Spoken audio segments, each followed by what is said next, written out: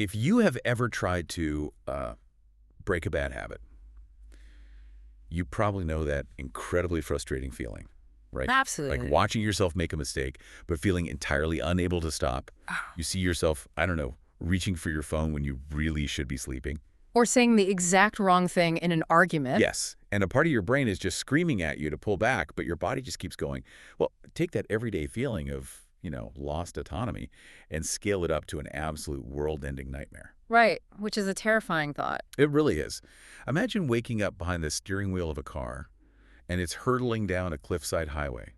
Only your hands are welded to your sides, your foot is paralyzed. Something else like a completely different entity is slamming the gas pedal to the floor. And you look out the windshield, and you realize the car is aiming directly at the person you love most in the world. God, that is so bleak. Right.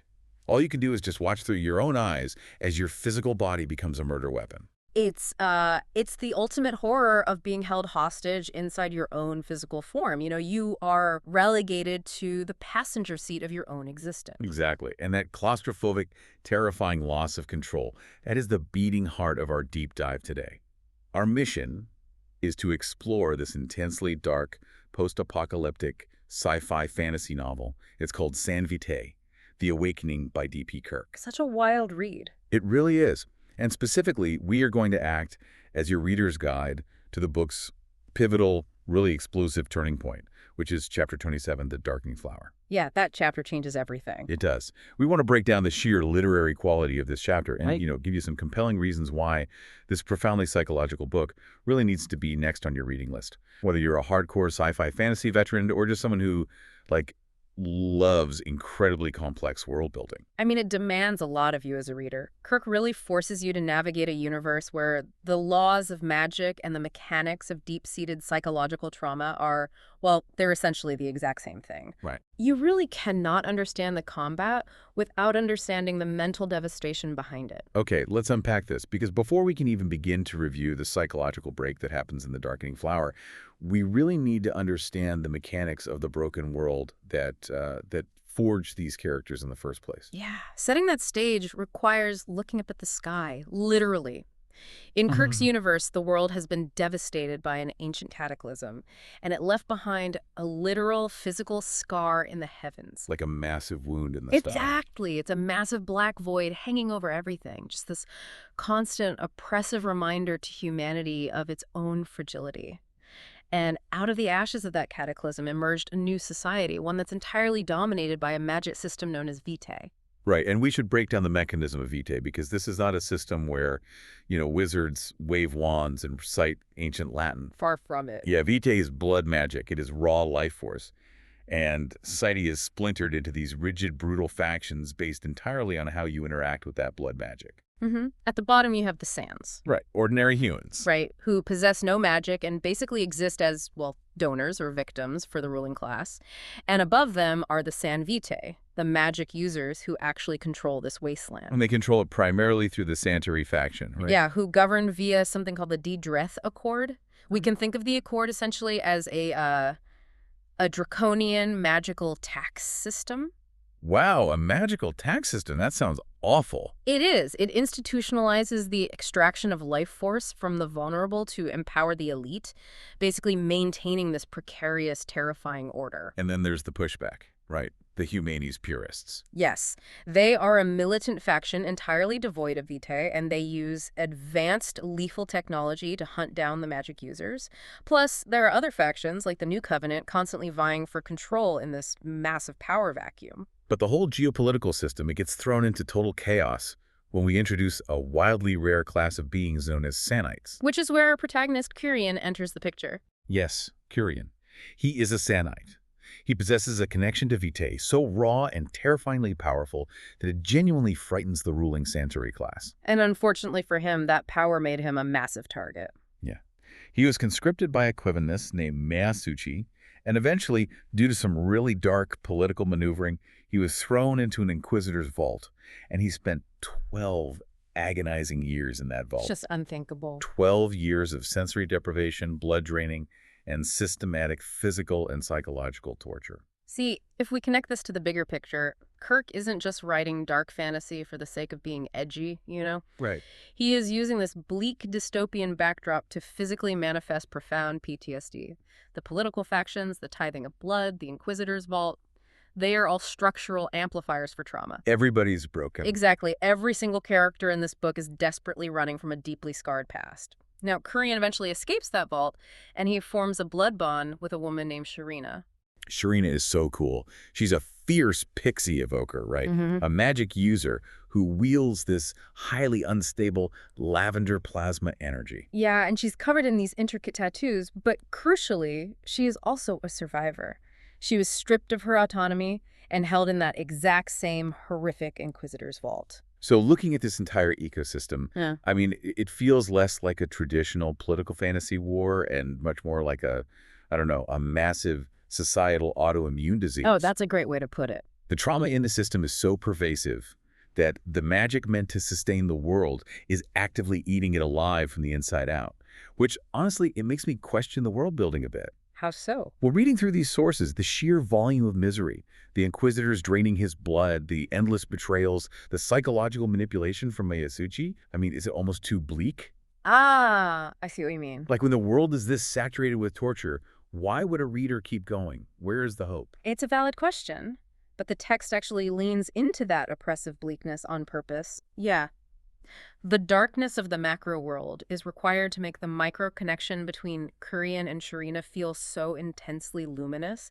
Their blood bond is not merely like a tactical magical contract. Right, it's personal. It is two profoundly shattered people finding a microscopic sliver of safety in one another.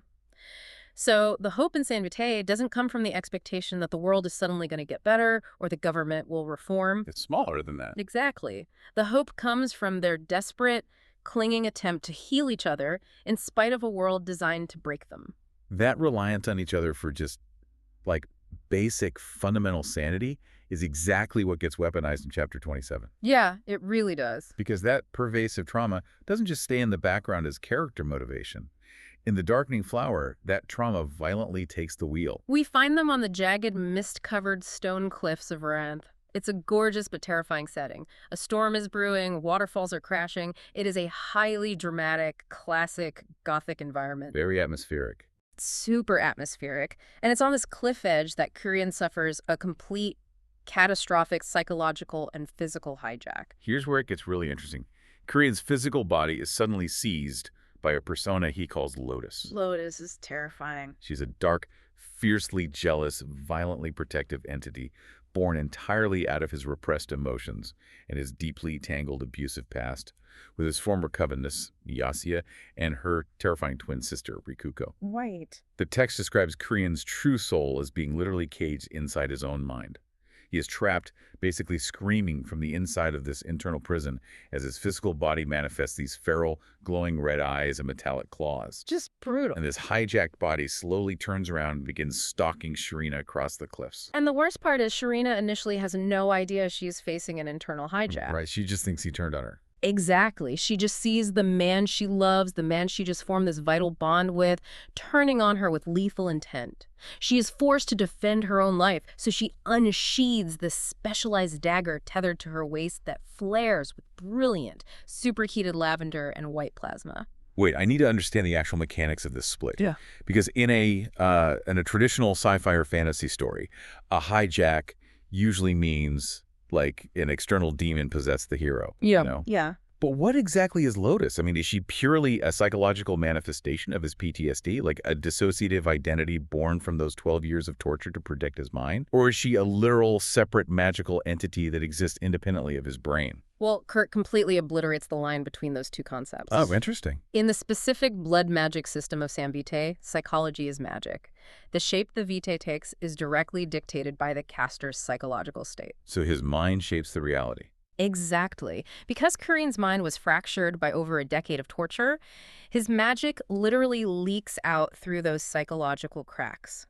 So Lotus is his PTSD. Wow. She represents his unresolved grief, his lingering, complicated devotion to his past abusers, and, his deep-seated terror of being emotionally vulnerable with Sharina. But it gets physical. Right.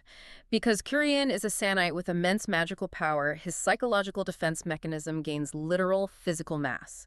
It gains a voice, feral eyes, and metallic claws. It is a man's unhealed grief actively attempting to murder his chance at a healthy future. So every single time he uses his power or loses control of it, he isn't just casting a spell, he is physically weaponizing his own trauma. That's a great way to put it. That dual internal and external battle is incredibly ambitious. And the way Kirk executes it brings us to the literary review portion of our guide, because the prose style in Chapter 27 is, quite frankly, wildly unconventional. It really is. You have this striking, almost jarring juxtaposition in the writing. On one hand, Kirk is delivering these high-octane, kinetic, anime-style action sequences. Oh yeah, the action is crazy fast. You have blink steps, which are these instantaneous teleportations across the battlefield.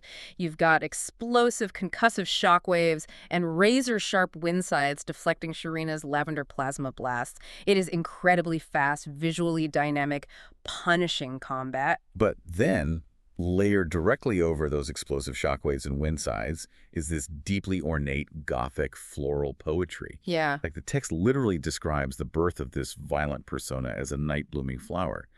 As Kurien's hijacked body stalks Sharina, his bleeding feral eyes are described as coloring the petals of this shade with sanguinate dew. Sanguinate dew, yeah. And it gets even more surreal when the perspective shifts inside his trapped mind. The petals of this dark lotus are described as dancing with silver and lavender calligraphy, literally spelling out Kurien's own name. See, what's fascinating here is how deliberate that word choice is. By utilizing terms like sanguinate dew instead of simply saying blood, and by focusing on the slow, melancholic blooming of a flower rather than just, mechanics of a sword swing, the prose forces your brain to slow down. It creates a huge contrast. Exactly. You are reading a blindingly fast-paced fight scene, but the language demands that you process it as a mourning period. It elevates the violence from mere blockbuster excitement to this profound, inescapable tragedy. It is such a wild, disorienting contrast. It's Yeah. like taking a delicate, bleeding velvet rose and placing it dead center in a high-speed car crash. Oh, that's a vivid image. Like the glass is shattering, the metal is twisting violently, but the camera lens remains entirely focused on the slow dripping of blood off a single petal. Right. Think about what that requires of you as a reader. Processing gothic, romantic poetry layered over kinetic, plasma-blasting action. I mean, does that elevate the sci-fi into high art for you? Or does it risk pulling you out of the tension of the fight? I mean, for some, it might initially feel like a contradiction, but when you root it back into the mechanics of the magic system, it is perfectly coherent. Because of the internal cage. Yes. We are seeing this fight heavily filtered through Kurien's caged perspective. He isn't experiencing the adrenaline thrill of combat. He is experiencing the agony of watching his own mind flower into madness. Wow. The ornate, poetic prose is literally the language of his trapped soul mourning the horrific things his physical body is doing to the woman he loves. The tragedy of the language is a mirror for the tragedy of his lost autonomy. It's beautifully said. And that brings us to the devastating climax of this clash. Chapter 27 ends with this massive, overcharged ring explosion. It's a huge moment. Sharina triggers a desperate blast of lavender plasma to defend herself, but the concussive wave blows her right off the edge of the jagged stone cliff. Meanwhile, Kurien's hijacked body is hurled backward, violently crashing into the stone and shattering his ribs. The physical devastation perfectly mirrors the emotional devastation of the scene. But it is what happens next, in the immediate aftermath, detailed in chapters 28 and 29, that provides the absolute strongest reason why you need to read this book. Yeah, because it doesn't go where you think it will. The resolution to this fight completely subverts standard genre expectations. So what does this all mean? How do you resolve a fight where the villain is the hero's own mind? Because Kurien is physically broken, but the Lotus persona hasn't given up. Not at all. The text tells us that this dark lotus fully blooms into a demonic avatar. It is standing over Sharina, who just survived a fall off a cliff, and it is ready to end her life. And Sharina, well, she makes a narrative choice that completely threw me. It's shocking. She doesn't blink step away. She doesn't summon a massive plasma shield. She stops fighting. Yeah. She reaches up, grabs his blood-soaked shirt, pulls his feral body into her, and essentially surrenders her physical form to his blades. She offers herself entirely to the monster. Hold on. I really struggle with this part. Okay, why is that? Because after everything we just established about her character, she is a survivor of horrific systematic abuse. She fought tooth and nail to reclaim her autonomy after being locked in a torture vault. Right. Doesn't her suddenly surrendering to her abuser here feel like a massive regression for her character? Why would Kirk write a powerful, traumatized woman just giving up and offering her throat to a demon? Doesn't that romanticize victimhood? Look, it is designed to make you highly uncomfortable. On the surface, it absolutely looks like a regression. Okay. When you examine it through the psychological framework Kirk has painstakingly built, it is absolutely not a romanticization of victimhood. Okay. It is, in fact, the ultimate radical flex of agency. I'm going to need to explain the mechanism on that, because yielding to a blade does not look like agency to me. Think about the underlying logic of the Lotus persona. Lotus expects violence. Right. Lotus feeds on fear, on rejection, on the fundamental assumption that Kurien is an unlovable monster who must destroy his surroundings before they can destroy him. That is the logic of trauma. Okay, I follow. If Sharina fights back with her plasma dagger, she validates the demon's worldview. She proves that the world is hostile and they are enemies. But Sharina understands the psychological mechanics of this magic far better than the demon does. She sees the bigger picture. Exactly. She knows that Kurien's true caged soul is watching from the inside. By weaponizing her own absolute vulnerability, by making the active choice to physically embrace the man trapped inside, even at the cost of her own life, she creates an irreconcilable paradox for the demon. Oh. She doesn't overpower the magic. She breaks the psychological logic feeding the magic. Precisely. She forces Kurien's true inner demon, the foundational consciousness of his magic that is currently guarding his caged soul, to wake up. Wow. Sharina's radical act of total unshielded empathy shocks the system so profoundly that Kurien's internal chains shatter. He regains physical control in the final microsecond, stopping his own blades and saving Sharina from the Lotus persona. So it's a tactical surrender. It is her surrender, her refusal to play by trauma's violent rules that saves them both, not her combat prowess. She looked at a literal physical manifestation of 12 years of unspeakable torture and basically said, I refuse to let your past dictate our present, even if it kills me. Yes.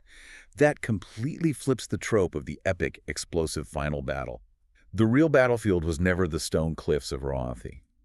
The battlefield was always the architecture of Kurien's broken mind. Which is precisely what elevates San Vitae, the awakening far above standard genre fiction. The magic is never just a tool for cool action scenes.